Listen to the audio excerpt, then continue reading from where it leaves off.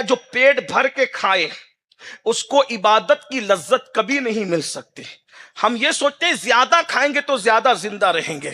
یاد رکھنا، زیادہ کھانے والے اگر زیادہ زندہ رہتے تو آپ سے پوچھتا ہوں جو پیٹ پہ پتھر باندھتے تھے وہ 90 سال کی عمر میں بھی اتنے طاقتور ہوتے تھے. آج ہمارا 40 سال کا جوان اتنا طاقتور نہیں ہے. کون؟ بھوکے رہنے والے. اور 40 اور پیٹ بھر کے 4 بار کھانے والے 40 سال میں کرسی پہ نماز پڑھ رہے ہیں. تو اگر کھانے کا زیادہ فائدہ ہے، 90 سال میں وہ قرآن بغیر چشمے کے پڑھتے تھے، یہاں 35 سال میں چشمہ لگ گیا. اگر کھانے کا زیادہ فائدہ ہے تو تم تو بریک فاسٹ بھی کر رہے ہو، ظہر میں بھی کھا رہے ہو، پھر اس کے بعد اسرانہ بھی ہے. اسرانے کی نئی اصطلاح لے کر حیرت ہے، بدعت کی رٹ لگانے والے مولوی اس اسرانے پہ کبھی گفتگو نہیں کرتے.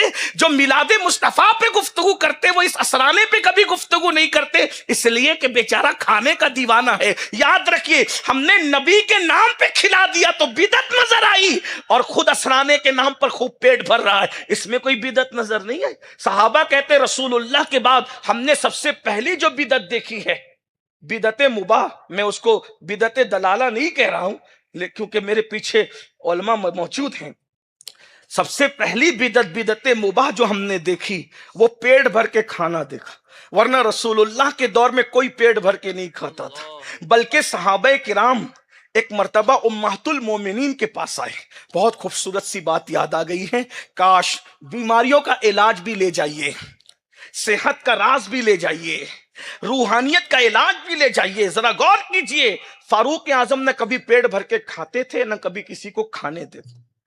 آج جتنی بیماریاں ہیں نا، ہم بیماریوں پہ کنٹرول کر سکتے ہیں اگر ہم کھانے پہ کنٹرول کریں. کم کھا کے دیکھیے. کم کھانے کا مطلب یہ نہیں کہ آپ 2 روٹی کھا کے اٹھ جائیں، ایسا نہیں کہہ رہا ہوں.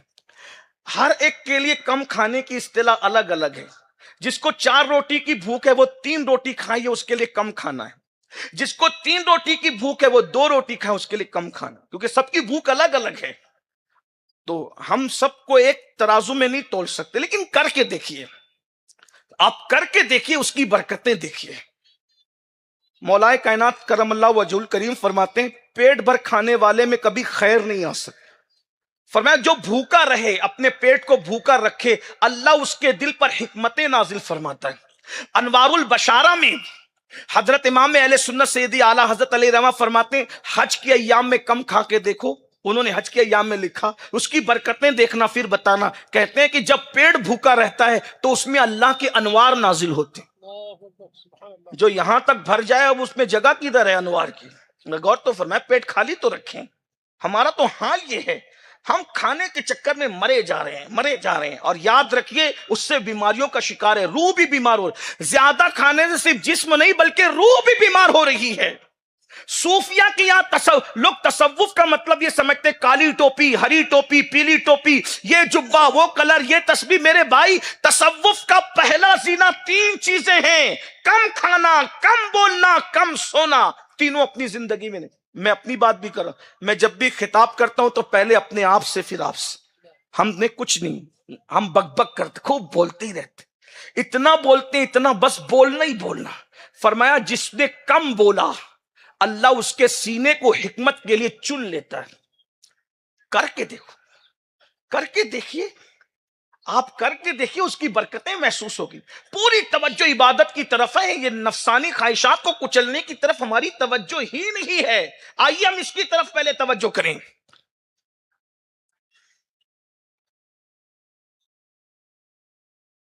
اللہ کے رسول صلی اللہ تعالی علیہ وآلہ وسلم کے دور میں کوئی پیٹ بھر کے کھانا نہیں کھاتا، بلکہ صحابہ کرام فاروق اعظم نے کے دور میں دیکھا کہ بھئی ابھی کشادگی و دولت. فاروق اعظم کے دور میں دولت بہت آ گئی تھی، اتنی دولت آ گئی تھی مسلمانوں کے پاس کہ یمن سے لے کر کے مدینہ منورہ تک لوگ زکوٰۃ لے کے چلتے تھے. کوئی غریب نظر نہیں آتا تھا جس کو زکوٰۃ دے سکے.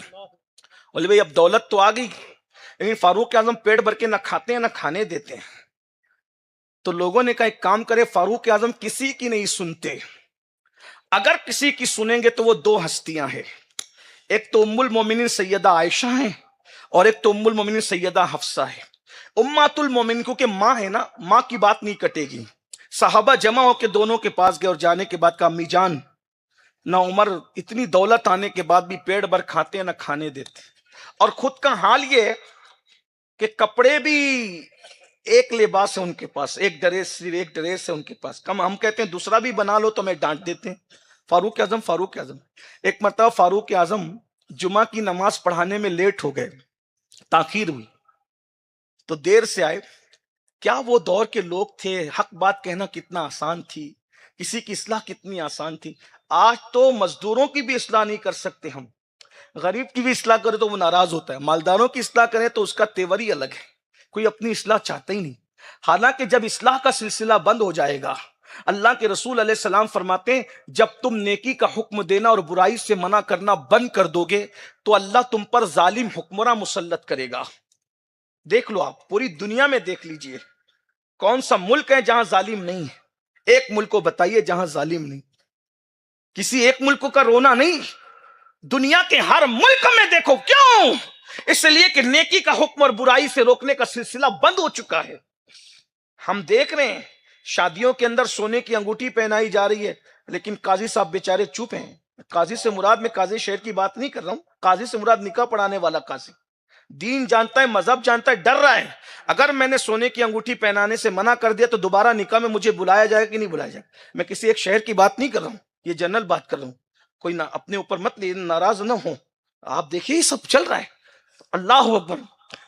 اب تو پاکستانی سیریلوں کے طرز پر ادھر لڑکی بیٹھی ہوئی ہے، ادھر لڑکا بیٹھا ہوا ہے، بیچ میں قاضی بیٹھا ہوا ہے۔ کیا حق ہے قاضی کو بیٹھنے کا؟ لڑکی کے بازو میں، دلہن کے بازو میں، ادھر دلہن ادھر دلہا۔ بولے یہ پاکستانی سیریل میں، کا لعنت ہو تیرے پاکستانی سیریل پر۔ سیریلوں کو دیکھ کر زندگی کا طریقہ وہ جینا سیکھتے ہیں جن کے پاس محمد الرسول اللہ جیسی ہستی نہیں ہے۔